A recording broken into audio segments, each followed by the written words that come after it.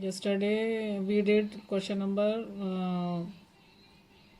3rd to 6th of exercise 1.3. Today we will start from question number 7. Decimal expansion of irrational numbers. Decimal expansion of irrational numbers are non-terminating and non-repeating decimals. ठीक है, जो irrational numbers होते हैं उनका जो decimal expansion होता है वो नॉन टर्मिनेटिंग और नॉन रिपीटिंग डेसिमल्स होते हैं.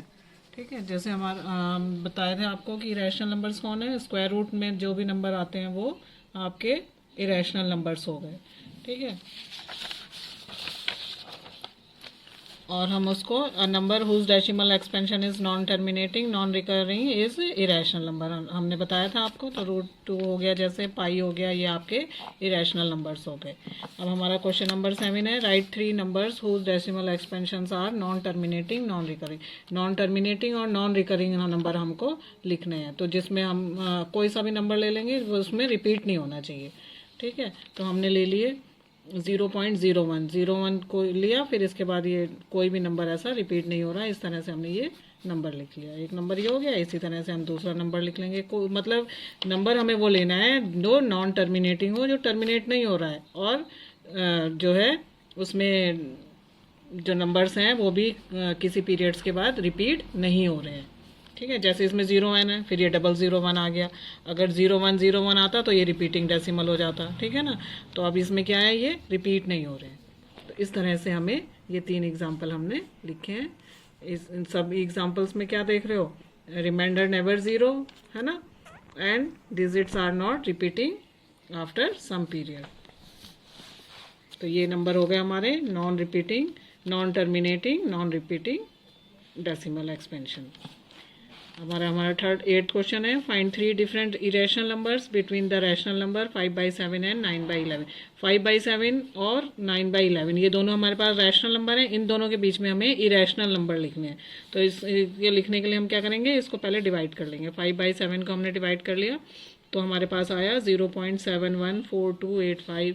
ठीक है, 85 आया. फिर ये 71 से ये फिर रिपीट हो रहा है. ठीक है, तो ये सम पीरियड के बाद रिपीट हो रहा है. तो ये रैशनल नंबर हो गया और इसका एक्सपेंशन कैसा हो गया, नॉन टर्मिनेटिंग रिपीटिंग. ठीक है, तो ये इस तरह से हमने लिख लिया. ऐसे 9/11 को हमने सॉल्व किया तो ये हमारा 0.8181. तो इसमें 81 जो है वो रिपीट हो रहा है. ठीक है, तो 81 के ऊपर हमने बार लगा लिया. अब ये 714285 है और ये 81 है. अब इन दोनों के बीच में हमें इरेशनल नंबर्स लिखने हैं. तो इरेशनल नंबर्स हम इन दोनों के बीच में कुछ भी लिख सकते हैं. तो जैसे हमने लिखा है, पहला नंबर लिख लिया हमने. ये 0.71 है तो हम इसको ले सकते हैं 0.72 समथिंग.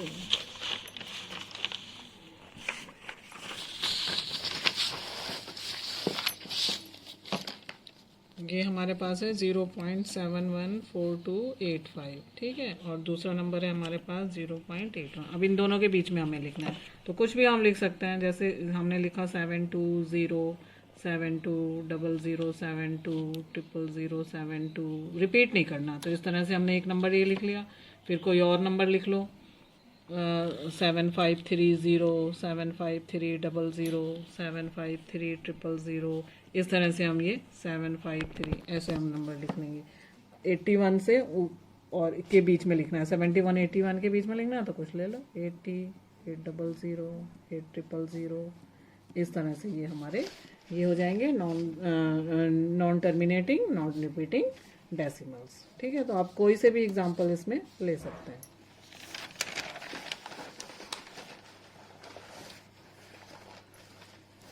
फिर है आपका क्वेश्चन नंबर 9.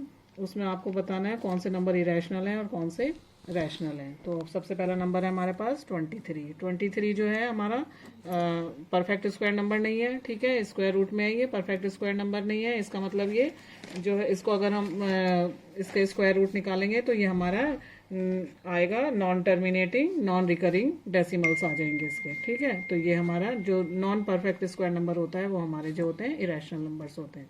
इसलिए हमारा ये इरेशनल नंबर हो गया. सेकेंड नंबर है 225. ये हमारा परफेक्ट स्क्वायर नंबर है, 15 का स्क्वायर है ये. ठीक है, तो ये हमारा क्या हो गया, ये रैशनल नंबर हो गया.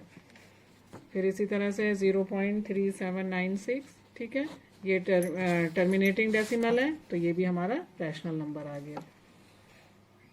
नेक्स्ट है हमारा 7.478478, ठीक है, ये रिपीट हो रहा है, 478 रिपीट हो रहा है, ठीक है। तो ये हमारा हो गया नॉन टर्मिनेटिंग रिपीटिंग डेसिमल। तो नॉन टर्मिनेटिंग रिपीटिंग डेसिमल कौन से होते हैं, वो हमारे रैशनल नंबर्स में होते हैं, ठीक है। नेक्स्ट है हमारा 0.1010010010001, ठीक है। ये इसमें देखो रिपीट नहीं हो रहा है, नॉन टर्मिनेटिंग नॉन रिपीटिंग है, तो ये हमारा इरेशनल नंबर हो गया, ठीक है। इस तरह से ये आपकी एक्सरसाइज फिनिश हो गई। अब ये सारा काम आप अपनी फेयर कॉपी में कंप्लीट करेंगे।